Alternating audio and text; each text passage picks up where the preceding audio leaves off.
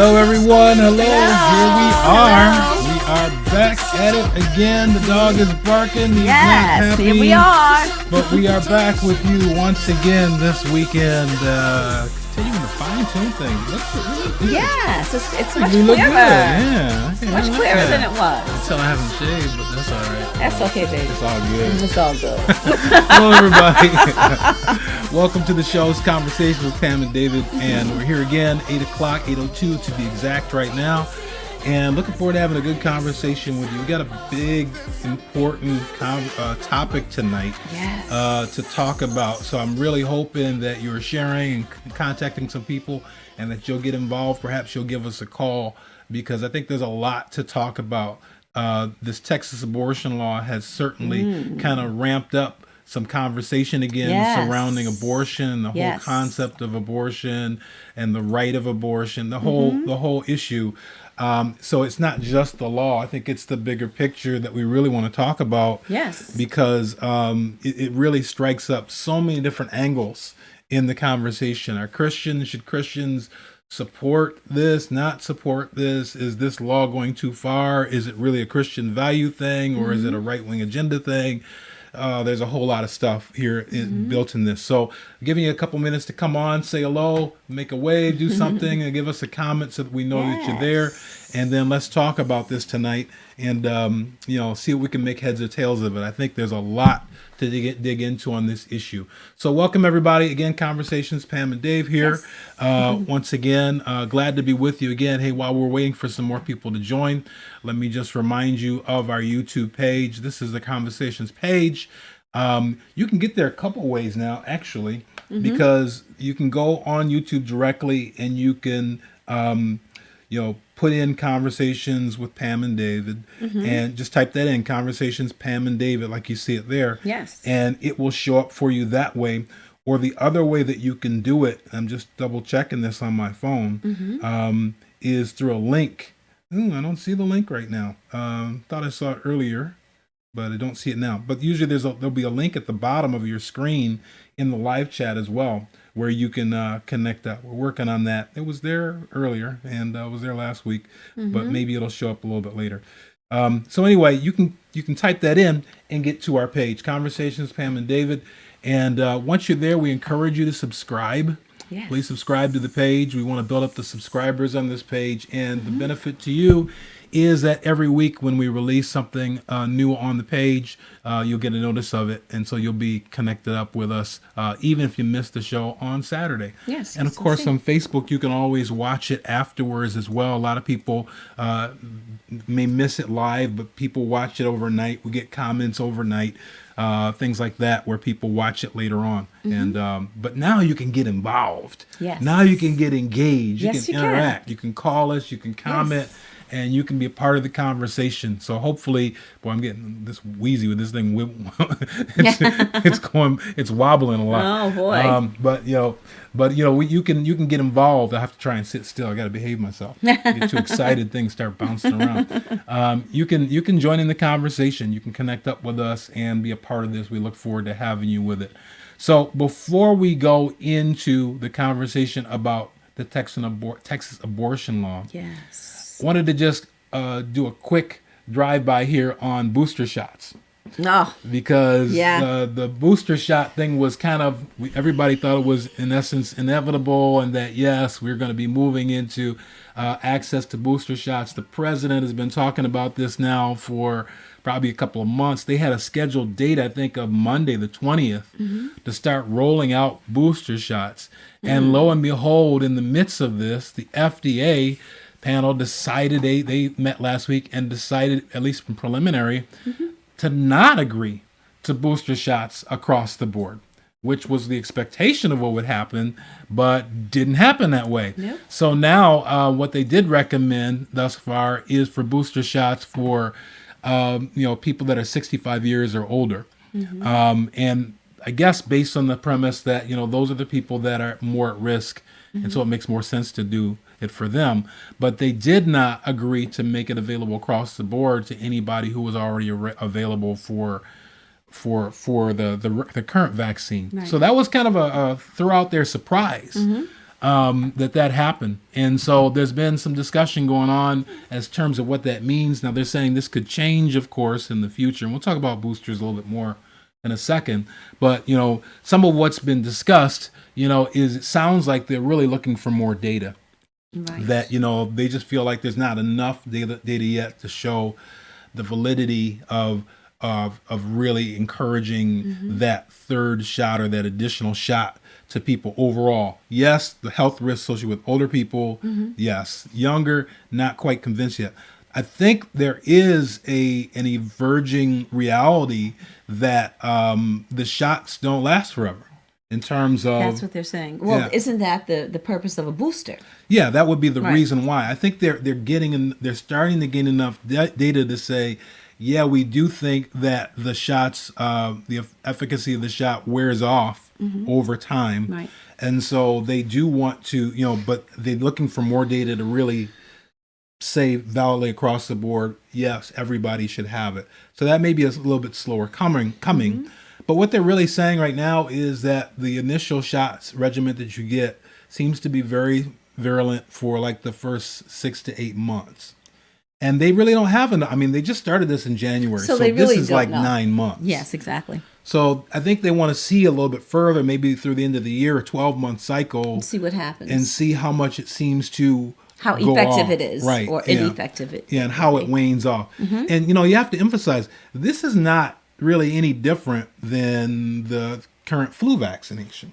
Right. I mean, the flu vaccine, they give you a new booster in essence every year. Every year, exactly. You get the initial one. Exactly. So, people are, becoming, stressed out and, As usual. concerned, but this is actually what has happened in the past. I think people are just nervous for anything that looks like anything on this. I mean, people are obviously highly suspicious.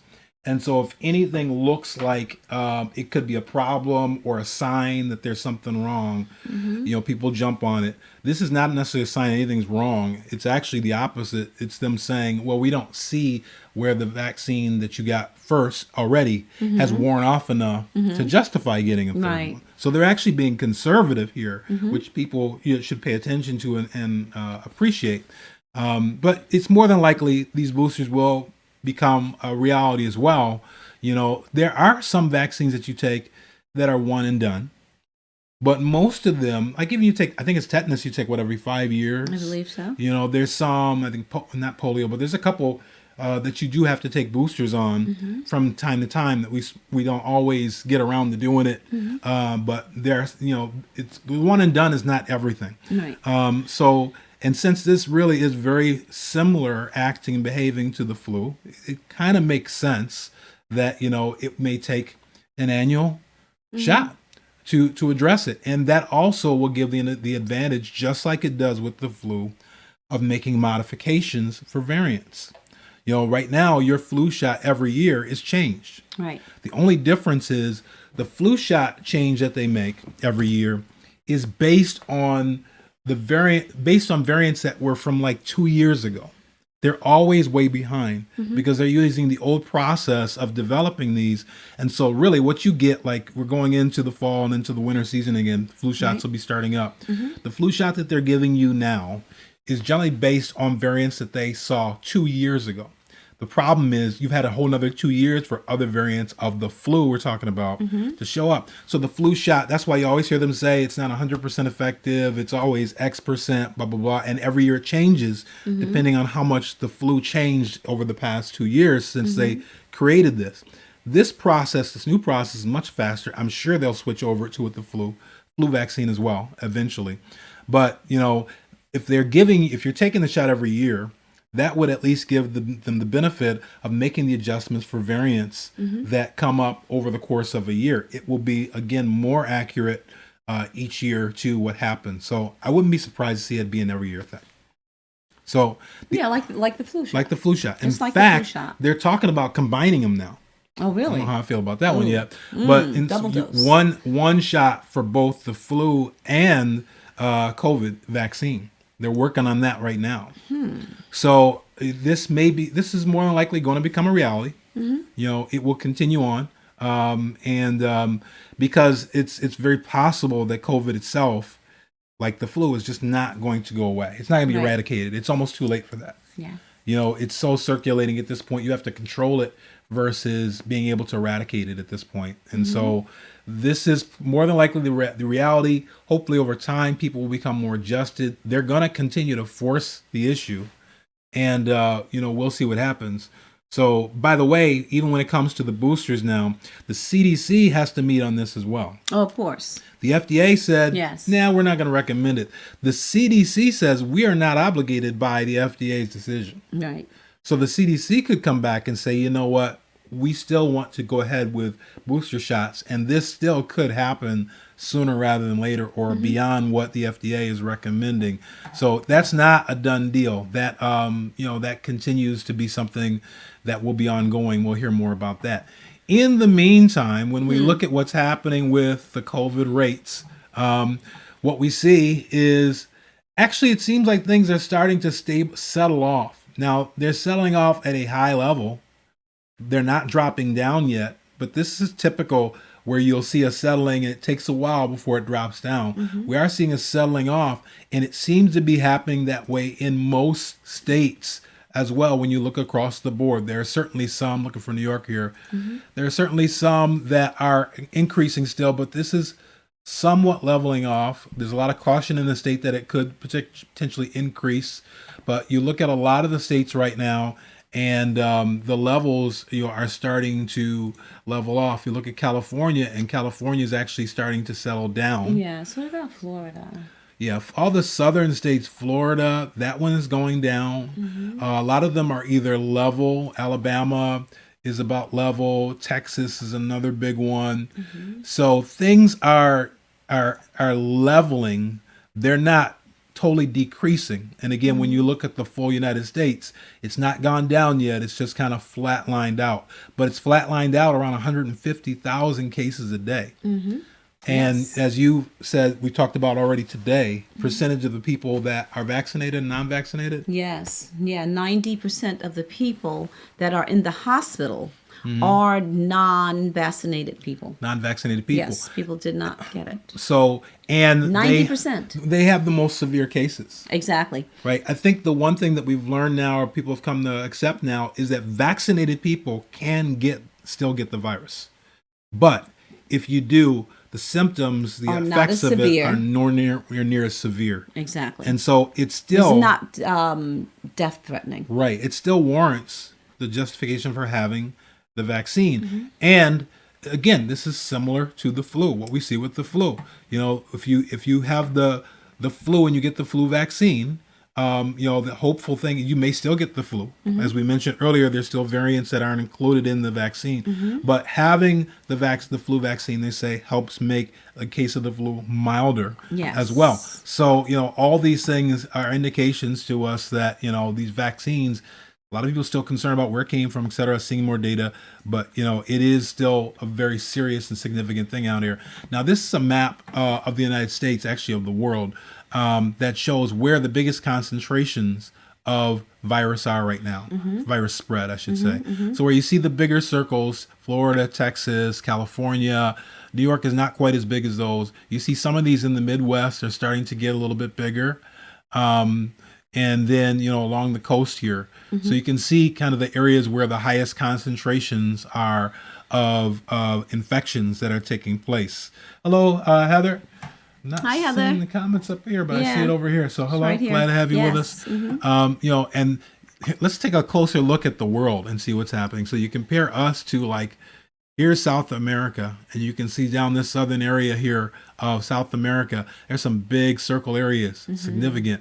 Even more so when you look at Europe. Look at what's happening in France. Wow. France and Turkey are the biggest circles on the Yes. planet right now. And you Yes. can see the concentrations there are really heavy. Now, here's an interesting one.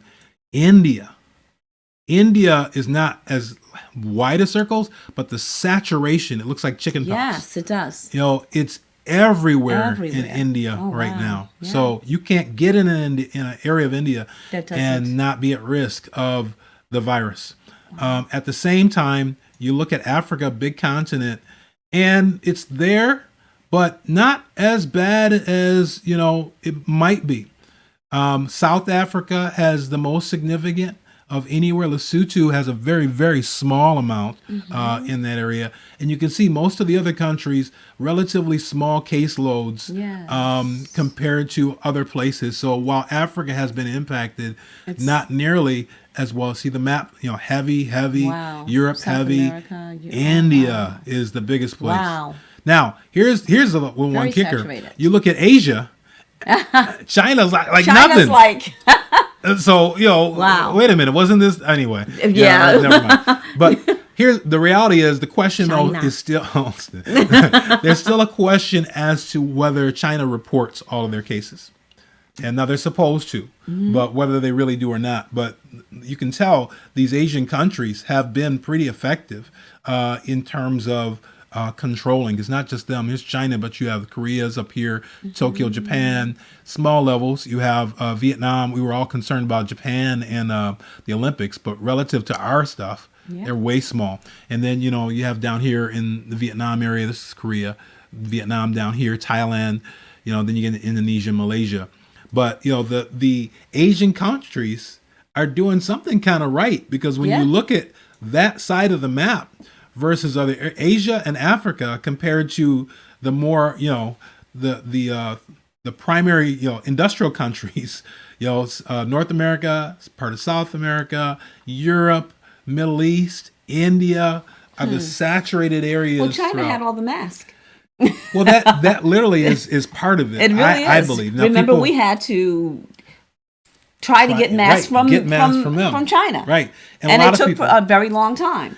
And they were wearing masks long before the COVID or the variant much of came Asia, into play. Much of Asia They wore it was. because they said or they claimed it was because of the smog. Well, it was. I mean, they And, had horrible air. They did there. because there were so many people. It was, Right. It's so heavily populated. And so industrial, and they don't have the regulations that we have. Right. So they've been wearing masks there for years. For years, yes. In a lot of those countries, there, Vietnam, et cetera, so forth.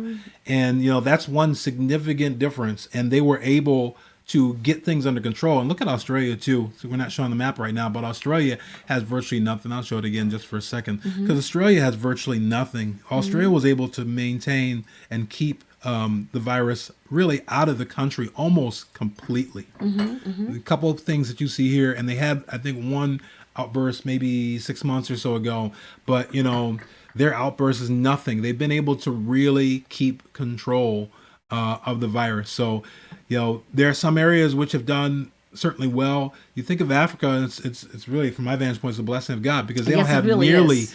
the stuff that we're trying to bring in, masks. They don't and, have the resources. and vaccines and all that. Yes. And yet they're and trust me, they are not social distancing and doing all this stuff. And Africa is not very trusting, Right. as far as vaccines. We've talked to a lot of and the people about medical. that. They're not as trusting. Right. They believe that the AIDS epidemic was so rampant in Africa due to some vaccinations. So they were like, and it was also, they wanted Africa to be one of the first places to be vaccinated. And Africa was For AIDS or refused for this? For COVID. Oh, really? Did they? Oh yeah, they I didn't did, know that. and they absolutely refused to be the first to be vaccinated. There's our comments. Now we can see them. So so there's a lot of stuff that's still to be learned, still going on with this, but it's going ongoing, and it probably will be ongoing for some time. I think honestly we can say that masks do help. Yes. A lot of people, it's amazing to me how many people are still resisting and fighting against the concept of wearing masks. I saw somebody about a week ago that had a comment posting that these masks are killing people. I was like, how are they? Who's dying because they have a mask on? You're They're blaming it dying on the because mask you're killing not people. wearing a mask. I don't know what they're trying to say. It's keeping the virus in. I don't know what they're trying to say with that. But, I certainly think that masks and social distancing are two things that are not very difficult to do and very wise to do. Well, it's proven that masks are effective. Right. And even now, having been vaccinated, since we know that you can still catch the virus and still spread the virus, it still makes sense, in my opinion, Yes. to continue to wear masks when you're in tight group settings. So Yes. I've noticed in the grocery stores that more people are wearing their mask again. Going back that They're way. going right and back I to think masks. it makes sense to do. Yeah, I mean, it does. we're changing some things at work again because of that. Church, we've already escalated some things because of that. You know, when you have these small, in these groups, it's just wise and prudent as far as I'm concerned. Yes. You know. So anyway, that's kind of what's happening on the front of the vaccine and the boosters. We'll see what's going to be happening. It's an ongoing story, but I do want to get into this conversation surrounding abortion. I think this is a major issue for discussion. And Yes. hopefully some people will join in this discussion as we go. So this Texas law we've heard about, Governor Abbott signs into law one of the nation's strictest abortion measures. I don't know if it's one of. It is, honestly. It's the strictest is in the so nation. far, yes. Banning procedure as early as 6 6 weeks weeks. into pregnancy. And that's just one piece of this. We didn't have a chance to talk about this last week when it really came out. But, this is a very radical, if you will, if you look across the country, approach. And it's the only state really to approach at this level and scale to say, look, we want to basically completely ban abortions. They call it the heartbeat bill. And the reason it's called that is because it's believed that a fetus starts having a heartbeat around 6 weeks. Okay. And so the objective is to not kill what you would call a live fetus, a live baby. And so that's where the 6 weeks comes from in this. But it really does offer a challenge, number one, to the concept of abortion because, mostly a lot of ladies are not even aware yet that they're pregnant at 6 weeks. They're just starting to see signs and symptoms that indicate to them that they may be pregnant. And so it really depletes the opportunity to have an abortion if you choose to have one, because by the time you're already beyond this timeline of the law.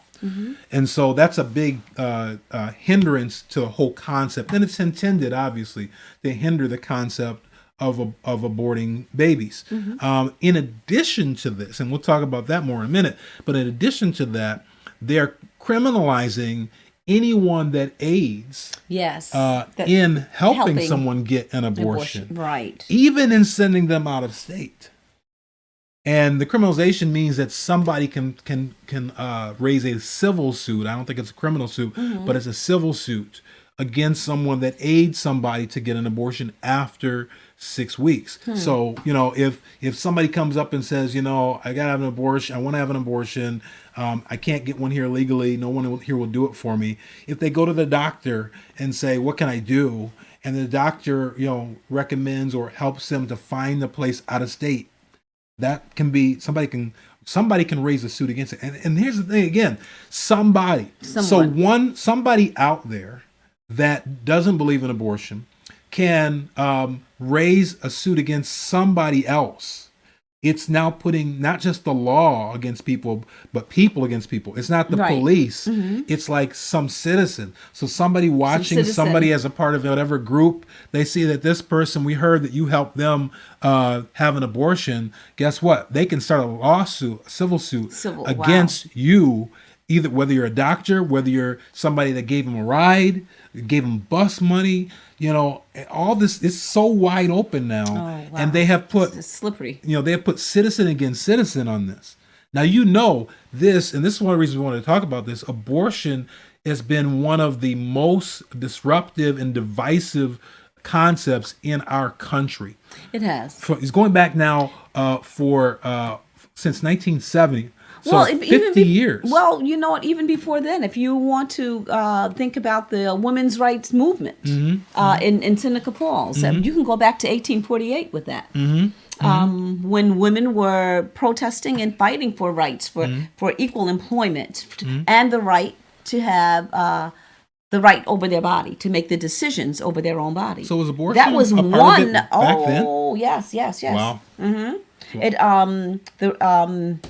They wanted to have equal rights, equal pay, the right to own property, because at one time women could not own property. Right. And they wanted to have voting rights, and the control of their bodies. Wow. So over 100 years. So I would say, and I've said, second to slavery, this has been the most divisive conversation that's gone on in the country. Yes. It split the political parties. It really is a strong differentiator between political parties, the Republicans and the right wing and the left wing. And now it's become so more extreme in terms of the opinions between them, et cetera, so forth, that, it just continues to pull us apart. So this is like this divisive an issue. This law basically pushes way to the right. It does, and also in what is it? It's a staple case in 1973 Yep. was Roe versus Wade, and they actually, the Constitution actually thought they found a reasonable resolution. Right. And now we're going right back. We're going backwards. So with Roe versus Wade, 1973, they initiated the making abortion legal. Yes. And the key thing there was I didn't know you had it there. Ba-doom. Research. Yeah. Woo. We ready. Yeah. So they decided that there was a legal precedence for this to become a woman's right, Women's rights. woman's constitutional right Exactly. to an abortion, right? And so according to our Constitution, a woman has a right to have an abortion. Now the states cannot make rules that conflict or override the federal rule, but the states can make rules that are within the federal. So they're saying, okay, yeah, you can have an abortion, but only for the first 6 weeks, right? They've narrowed down that window to a very, very tiny possibility, which makes it very difficult. And by the way, here's the other thing I wanted to make sure we threw in this. No exceptions in this rule. Right? So you talk about rape and right. incest and things like this. It's not just a matter of somebody just was doing whatever. If the woman, or if it was not consensual in this and doesn't realize until after 6 weeks that she's pregnant. No exceptions for anything like that. And so, this is as far to the right. They say this is as far to the right as we've seen a state go. And again, it's the combination of the constraint on the bubble of how and when women can have an abortion, and also this citizen versus citizen issue of, hey, you can sue somebody else in order to stop them from helping other people. Exactly. So now, let's imagine this scenario. Suppose the man that has impregnated this woman decides that he wants her to have this child. So then he has more rights. Suppose he raped her. I mean, hypothetically, thinking, and thinking out the box. Well, that's strange things do happen. But what happens then? But this is one of the reasons why Roe versus people Wade gave the woman the right to make the decision, right? Because they said basically it's in her body. If there's an abortion to be had, she is the one that has the right to make that choice. Yes, we understand that. And even if the man wants her to keep it, she has the ability to say, nope, I want to get an abortion. Okay, but now this is what I'm speaking about. But now it's the 6 week rule, it's right? So past 6 weeks, she loses the ability in that state to make that decision, and so the man doesn't have to legislate. He can't do anything about it either way, because he can't still make her have one, and he can't stop her. He can't stop the pregnancy. He can't do it either way. Right. So the 6 weeks rule really constrains the rights which had been put in the hands of the woman. So now there's a whole nother question here of right or wrong. So the whole issue of the woman having an abortion. We got to get to that one too. But this, first of all, just setting the basis of this ruling and how divisive it is and how constraining it is, right? And so you have states right now that are 100% supportive in terms of abortions. They'll do everything they can up to, I don't even know what it is, like 6 months or beyond.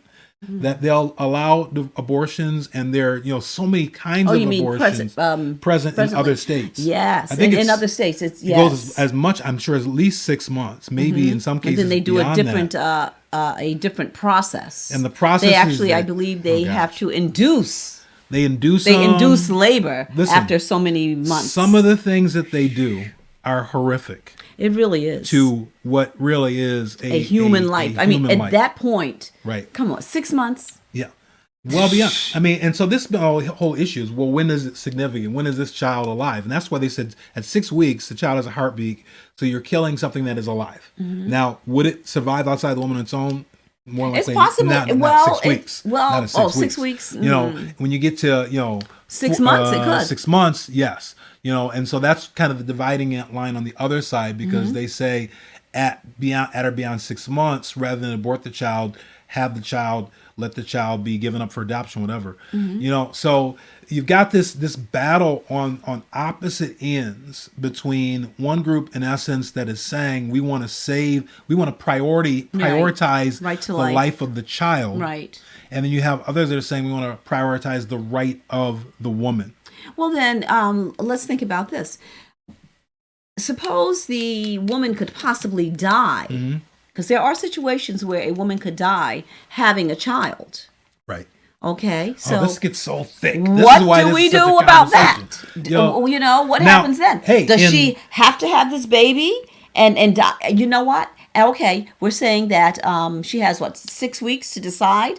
Well, suppose 10 weeks later. Right. They say you could possibly die. Right. Having this child. Right. What do you do? do? The 6 weeks limitation is up. What do you do? I don't think there's an exception for that in Texas. Wow. There may the be. reason I could mentioned be that wrong. is because Somebody I know knows. of people that that have happened to someone that happened to. Right. But I'm not 100% sure if there was, because I'm trying to remember. I thought I heard a piece of something as to whether, if it's a medical issue for the woman, whether that is an exception or not. But all these other aspects of exceptions have been certainly stripped out of it. And so, all these things are thick, heavy issues, both to the law and to the whole issue and concept of aborting a child. Right? The whole, the religious question here, the moral question is it right to put a woman's rights? Now, we're not talking about health yet. We're talking about their rights to their body. Is it right to put that right above the right of a child to live? That, to me, is a real core question. Yes. What we've said right now in our national law is that the woman's right to her body is priority to the child's right to life. That's a tough statement. So we abort in this country millions of babies. Oof. Again, the way that some of them are aborted, put that word on it, you should have to say killed, because they're alive until you take them out and basically kill them. Some of them are taken apart piece by piece. They do some horrific things. They put salt acid washes in there that just burn and scald the child, and kill it. They do induce all kind of things. They do horrific things in terms of the way you would not do that to a prisoner in jail who was on death row. They have more rights than these children do that are inside of someone. And we're saying that the right of the woman is more important than the right of the child to live a life.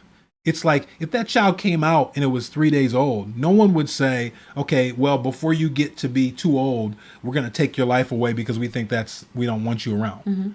Right? But just because they haven't been birthed yet, we are taking away from that child the opportunity to have the life that has now been initiated, regardless of who or how it was initiated. This is a tough issue. It really is. Well, let's think about back to the time when women did not have the right to have an abortion. They were going to, we'll call it back alley. Soothsayers. Back alley abortions. They were doing all kind of stuff. And women were dying. Right. Because it was unsanitary. They were doing it secretly. Right. They may go back to that again. Well, women that really want to have one, like you said, if anyone gets caught aiding someone to have an abortion, that they can go to jail, be prosecuted. Well, but again, not necessarily go to jail, be prosecuted. They can be sued. They can be sued. Okay. I really think that there are going to be agencies under the current situation. And this law, by the way, is probably not going to last. By the time this goes through the court a few times, it's going to be stricken down, or at least in part. No doubt. It didn't get stricken down the first time, but that was for a different technical reason. It's going to go back to the courts. It'll probably lose again because of Roe versus Wade and because of the national law. Yes, and Roe versus Wade is a case, we call it a staple case. Right. It's a case that they refer back to Now, by the way, this is also the reason why President Trump was trying so hard to put conservative judges in the Supreme Court, because conservative judges have a tilt, just in times of philosophically wise, towards right wing agenda. And so the push, and they got three in 4 years, three conservative judges in 4 years, with the intent, with the hope that now when they start bringing these laws back through the state, that they can get leverage in terms of maybe not completely abolishing Roe versus Wade, but getting room and space under which they could put these kinds of exceptions. So this law is really a test to see how the Supreme Court ultimately will interpret this. But in the meantime, I'm sure that there are agencies that are not going to care about being sued. They're going to find, if you will, quote unquote, underground railroads to get people that want abortions That's to other my states. point. It's going to happen. That's my point. So they're still going to be working out ways to do it. They'll cross the Texas border, go to somebody else and make arrangements. Somewhere. Boom, Right. boom, boom. They'll I mean, what can they do? I mean, what you could put on the internet. Oh my God. How to get support. And if somebody's doing this from outside of the state, what are they going to do? What are they going to do? They can publicize on the internet, be at such and such a corner. There'll be a car waiting for you. Get in the car and they'll take you out of the state. If they're from outside the state, they don't have any jurisdiction to sue them. So they will find doctors ways. You think they will? The continue? doctors are going to probably stay neutral on this because they have to they have to keep their license. And this is why I bring up the point of back alley abortions. Before women had the right to have an abortion or have the control of their bodies, they were using coat hangers. Wow. Yeah, all kind of there were all kinds of different apparatuses and different methods, illegal methods, where people did not have any training to actually abort a child, but they knew what to do. Yeah, and so what are we going to do? Is it going to go backwards to that? I hope not. I mean, I hope not. Think it'll go back if we to continue that kind of on this at this rate, at this pace. Anything like that could happen. Yeah, but I think there'll be channels. Like I said, it may not be immediately, but there will be channels that will certainly set up to get people out of state. They're not going to be able to do it in state at this point. And not in Texas. No, and the medical professionals in the state are not going to risk their license. They're not going to do it in state. Right. But they will find ways, more likely, to get them out of state, at least for this temporary period of time. But this whole concept again of abortion and abortion rights versus children's rights has been it's been going on now for 50, 100 years plus. Yes. And do you allow this? Do you not allow this? It is a religious issue as well as a moral issue that continues to divide us in the country. I'm speaking for myself. I personally don't see how we can align the rights of a woman, aside from medical, above and beyond the rights of a child to live. I just don't see how the church in particular, or from a moral perspective, we can say that is okay to watch children be killed in the womb, which is literally what's happening. It's not like the child is dying. It's not like the child is not going to survive. We're killing healthy children in the womb before they have an opportunity to live out and experience their life that ultimately God gave them. Right? However it got started, whoever got together with, even whether it was forced. And I understand all the issues of, I don't want to have a child that somebody forced me to have. There are other elements that people do, such as, I'm trying to remember the name of it, the pill that you take, day after pill, whatever. The day after, diet, there are ways that things people do to try and prevent pregnancy. So if you were raped, there are things you can do, people do immediately. Now, there are people that go through trauma, and so they go in denial after a situation like that. So they may not address it right away. They try and ignore that it happened, and they don't necessarily just jump in and try and deal with it and find out later, oh man, now I got pregnant from that. Oh my gosh, what do I do now? There are people with medical issues. There are people with emotional issues. There are people, but there's a levity that gets put on this in terms of, I don't want to have a baby right now, so I'm just going to abort it. And that to me is a really shallow justification for taking the life of a child. Well, perhaps women will take more responsibility Well, and make better decisions. But this is why I wanted to show this. Choices. This picture that was online. Abortion is healthcare. If it's truly healthcare, right? Sometimes it's not a matter of health. Sometimes it's a matter of I don't want this in my life right now. Right. And to me, that's a really shallow reason to say I'm going to take the child of this life that I am responsible for because I got with somebody and we got pregnant, right? I think that's just really shallow reason to ignore that you're taking the life of a child that has been initiated. And the other thing is, this girls' fundamental human rights. They're saying that abortion is a fundamental human right. And I'm scratching my head on that one. Abortion is a fundamental. I have a human right to be able to have an abortion. I have a human right to be able to kill a child that has been initiated inside of me that I don't want to carry. There's got to be a better way. There's got to be other alternatives, and there's got to be accountability for some of the things that we do. Well, hopefully, some of these women will become a little more responsible and a little more selective in what they're doing.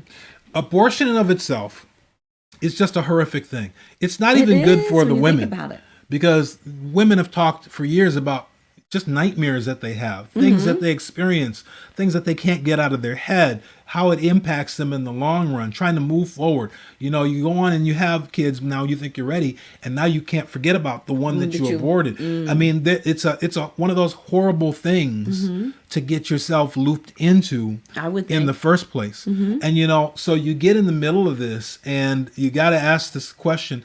But, the other side of this question is, can Christians truly support abortion?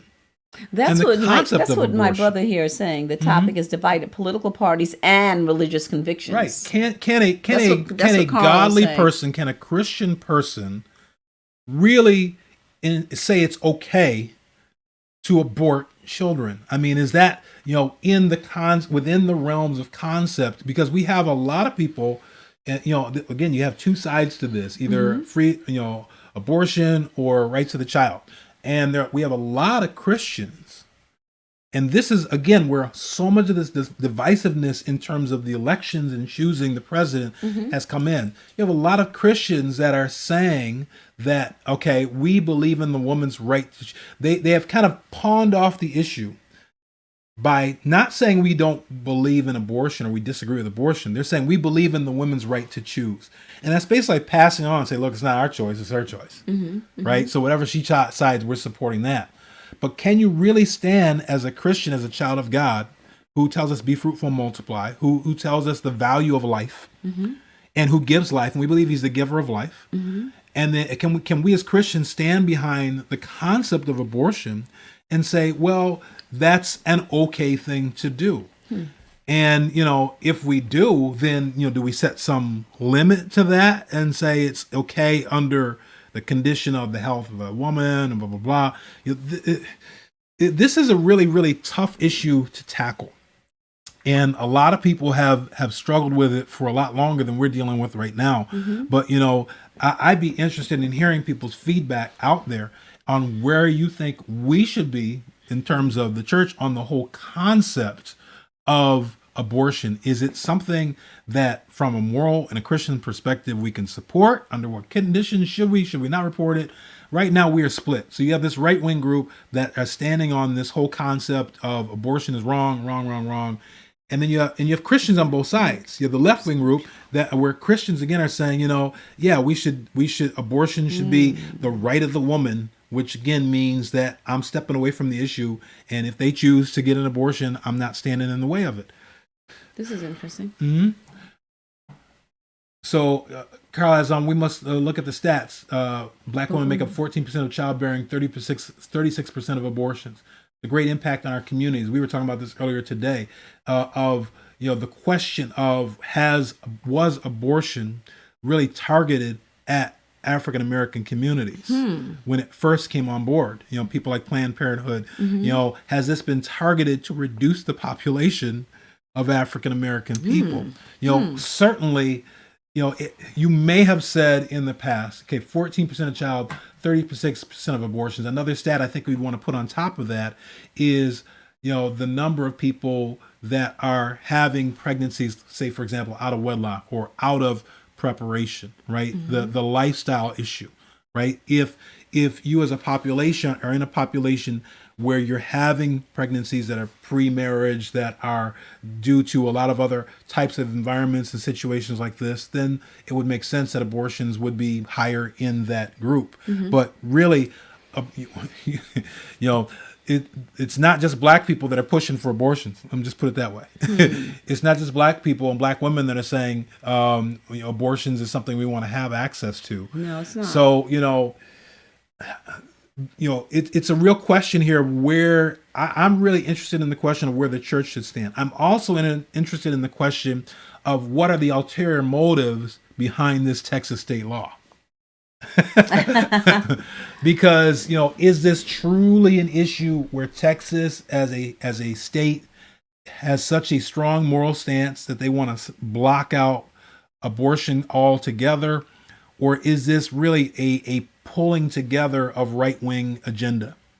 Is it a political thing instead of a moral thing? Yeah. Because, well, it's definitely politically divided. Yeah, but in terms of trying to pull together political support, and, some people use things like this as a rallying cry to pull their supporters together. We've seen that happen. So this push in Texas, believe it or not, is on the verge of heading towards being Democratic versus Republican. We saw in Georgia the past election cycle where Georgia is tipping to have more Democrats in it than Republicans. Yeah. Texas is people are looking at Texas and saying, with some of the concentration cities that are going on, they could be in a position where they could flip as well from being a red Republican state to a Democratic state. Right. So one of the drives suggestion for doing this is to rally support amongst those who are supporters of the Republican agenda. And so you start putting in these, and we've seen it in voting rights in Texas. We've seen it here. We've seen it in 2 or 3 other areas where they're putting in legislation heavy right now that tie to the Republican agenda. And the question is the real motive of this to rally their people, to give them support? And, because this goes way back to early Rush Limbaugh time, who really started setting this up as a war between the two political parties that we have to win. And the only way to win is to abolish or beat the other side. Right. When politics started taking on that mindset, then the challenge here started being, you've got to fight to win. And so a lot of these strategies now are about compelling and pulling together your side to rally to win. And if they can put in this type of legislation, now they have to maintain that support to keep it there. So you set this stuff up, so now you can go back to all the Republicans in Texas and say, hey, we need to be strong supporters. We need you to stay pumped up. We need you to stay involved. We need you to vote because this is now at stake. So they put this on the agenda, whereas now they're looking for Republicans to step up and help support voting to keep, and also, by the way, it keeps us in power, right? Because we're the ones that did this. Yes. So all these things are part of they have a political aspect of it too. And so really, is this a true moral presentation that, look, we want to save the babies? Or is it more of a political push to say we want to give a rallying cry to the people who represent our side of the conversation? It's a lot in this. It is. So people are not saying a lot. Everybody's being quiet. Hopefully you're getting something out of this, not seeing thumbs, question marks, comments, anything. But I think this is a really important agenda of discussion, that we make sure that we understand and we tackle. And specifically in the church and the religious organizations, we have to really understand what we stand for, right? Because, some people just don't want to be on the side of the Republican side of things, for example. And I'm not saying that the Republicans are doing everything for the right reason or whatever, but can we truly take a stand? And I've seen these discussions from other pastors as well. That's why you see some pastors standing on the side of the Republican vote right? Even black pastors, which are traditionally Democratic, because the real question is, can we really stand behind an agenda that allows for the killing of so many babies for at least for, let's say, frivolous reasons? Could we accept it under certain conditions? Could we kind of build in something that says, yeah, there are certain case and points where it's hard for me to justify killing a healthy child. It just is. It's hard. So the exceptions on that, the only real exception to me that really makes sense is where there are two lives on the line.